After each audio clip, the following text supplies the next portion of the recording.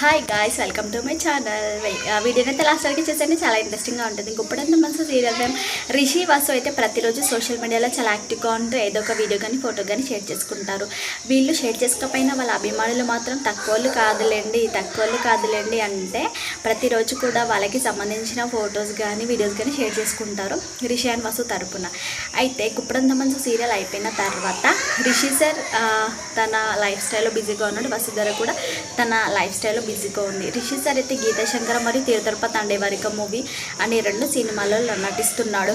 వసుధర కన్నడలో అగ్గి పుస్తక అనే సినిమాలో నటిస్తుంది. ఆ సినిమా కూడా త్వరలోనే రిలీజ్ అవ్వబోతుంది అంటూ టాక్ అయితే రావడం జరిగింది.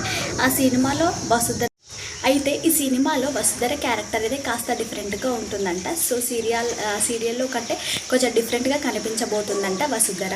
అయితే రిషి సార్ అలా సినిమాలలో బిజీగా ఉన్నారు. సీరియల్ తర్వాత వసు కూడా తమ సినిమాలలో బిజీగా ఉన్నారు. ఎవరి బిజీలో వాళ్ళు ఉండడం అయితే ఫ్యాన్స్ అయితే తట్టుకోలేకపోతున్నారు. ఎందుకంటే మీ బిజీలో మీరున్నారు, మరి ఏం చేయాలి సార్ అంటూ కామెంట్స్ అయితే షేర్ చేస్తున్నారు అనమాట. వాళ్ళ ఫొటోస్ కింద నిజంగా చూడడానికి చాలా క్యూట్గా అనిపిస్తుంది.